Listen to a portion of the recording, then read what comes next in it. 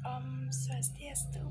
Perkenalkan, nama saya Nika Demudani, saya nomor absen 24, saya dari kelas 11 B12.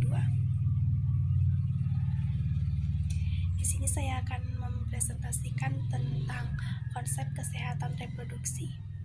Yang pertama itu adalah pengertian dari kesehatan reproduksi.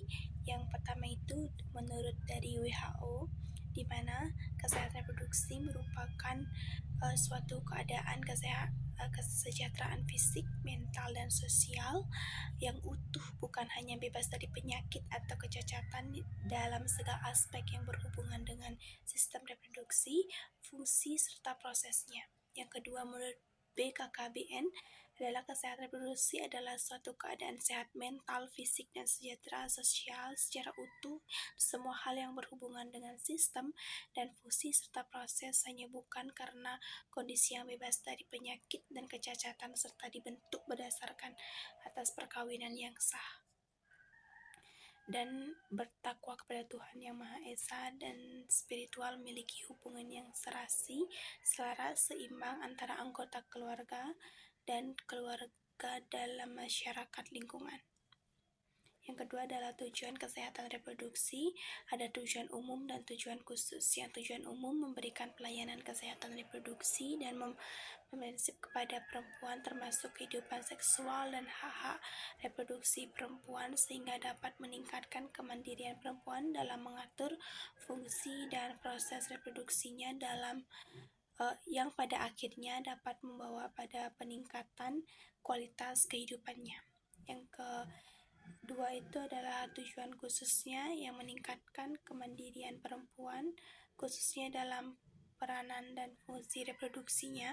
Yang kedua adalah meningkatkan peranan dan tanggung jawab sosial perempuan dalam konteks kapan ingin hamil, berapa jumlah anak yang diinginkan, dan jarak antara kehamilan.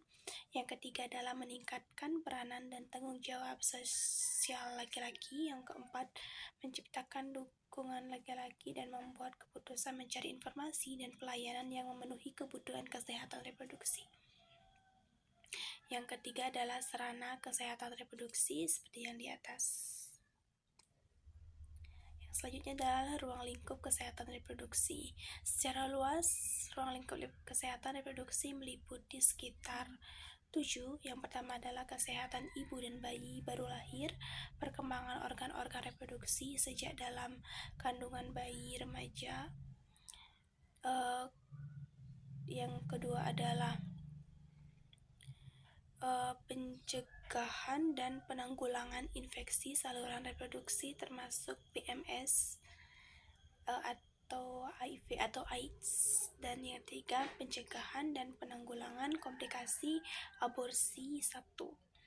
Yang keempat, kesehatan reproduksi remaja, perlu pendidikan kesehatan reproduksi sehubungan dengan MSH atau perilaku seksual PMS kehamilan yang tidak diinginkan. Yang kelima adalah pencegahan dan penanganan infertil. Dan keenam, kanker pada usia lanjut. Yang ketujuh adalah berbagai aspek kesehatan reproduksi lainnya. Selanjutnya faktor yang mempengaruhi kesehatan reproduksi seperti di atas.